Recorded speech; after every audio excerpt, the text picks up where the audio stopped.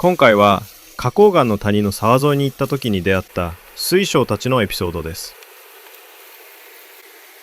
この日は花崗岩に開いたガマからたくさんの煙水晶が登場してきてくれましたので、まずその中からいくつかの登場の様子をご覧ください。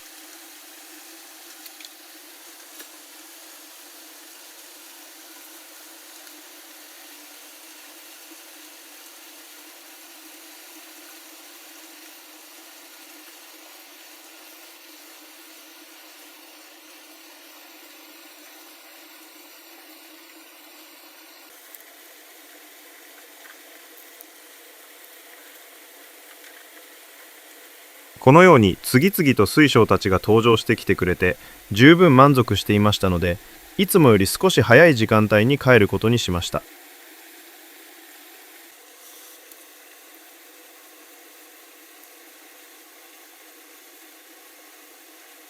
とても大きな谷なので、来た時には確認していない反対の岩肌を見ながら帰ることにしました。その途中、このようなちょっとしたへこみが視界に入ってきました。簡単に来れる場所でもないし、帰ってからもしかしたらと考え始めると気になるしなということで、ちょっとだけ確認してみることにしました。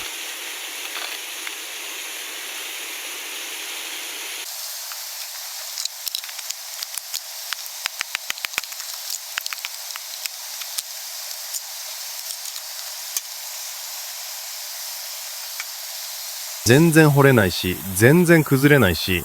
ここは開かなかったと安心して帰れると思ったその時、花崗岩の一部にぐらつきを感じてしまったのです。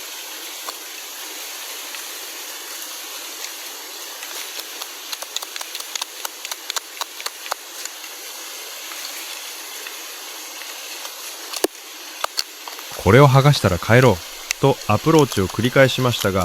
剥がれそうな気配を見せるだけでなかなか剥がれてくれません。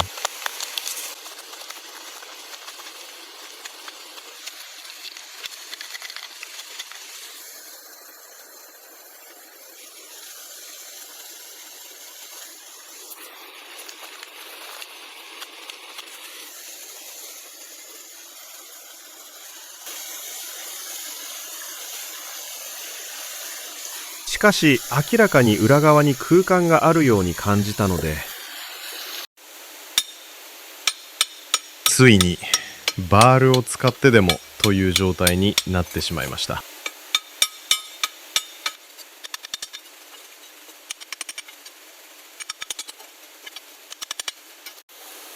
剥がれた裏側にはやはり空間が広がっており、中には泥が堆積していました。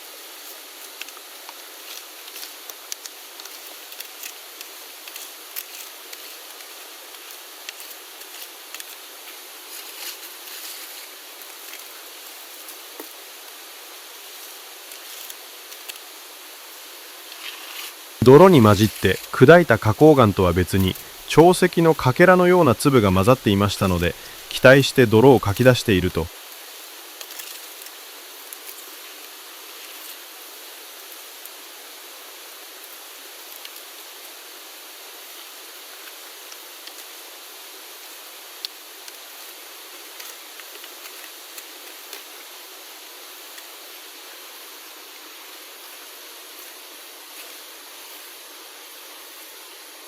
登場してきてくれました。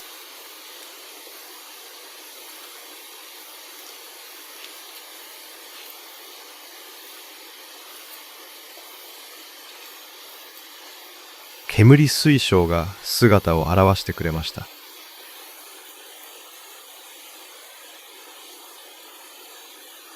空間はさらに奥へと広がっており、もともと昼間でも薄暗い谷の光では奥は全く見えないほど奥行きが出てきました。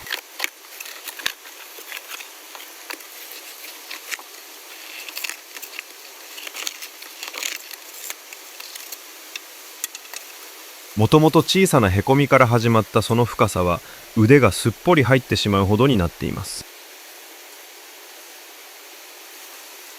さらに奥に尖った感じの感触がある期待できる状況です。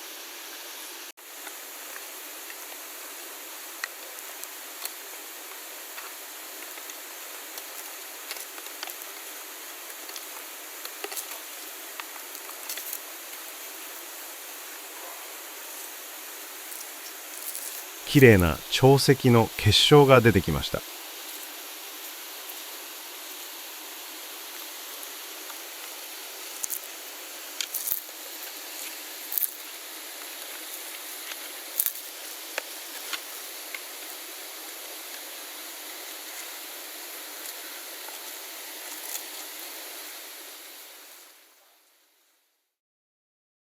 続いて厚みはそれほどありませんが透明で照りも良い煙水晶が登場してきてくれました。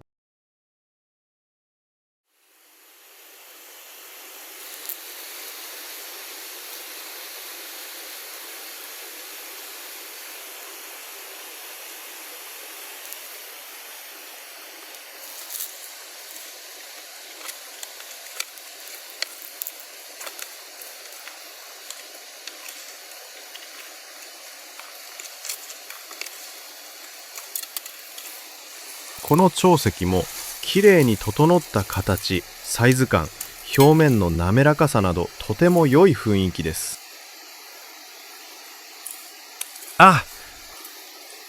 無事で何より。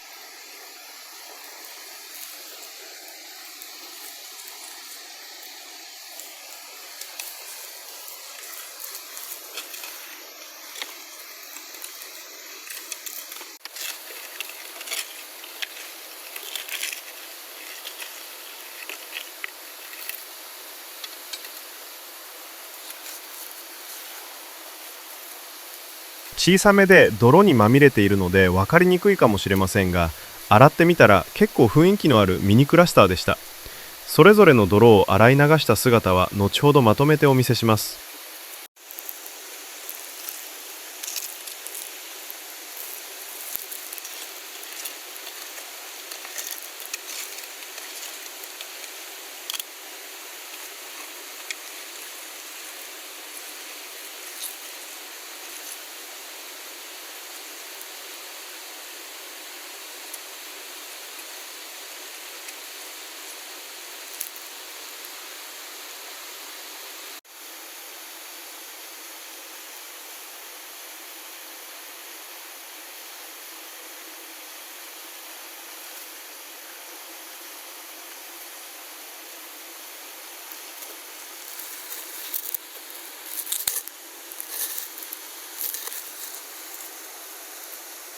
手探りで取り出した泥の中から次々と水晶たちが現れる奇跡のような穴。最終的にはこのように肘の上側まで入るほどの深さになりました。ドロドロのスープで満たされているような感触の中の空間は広がりを感じましたので、時間がある時に入り口を広げてまだ誰の目にも触れていない世界を見てみたいものです。ここからは清流に泥を洗われた水晶たちの姿をお楽しみください。今ご覧いただいている共生クラスターのように動画以外のものもありますが、すべて今回の穴の奥から登場してきてくれた水晶たちになります。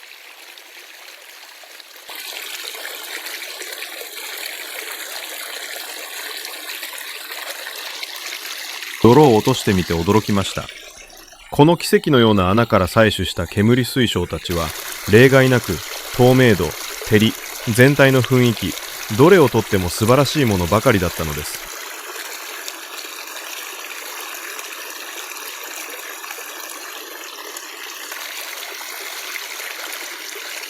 今回の動画の最初にご紹介したガマの水晶たちは表面がすりガラス状になっているものもたくさん含まれていたのですが、この穴から登場した水晶たちはどれも今ご覧いただいているようなクオリティです。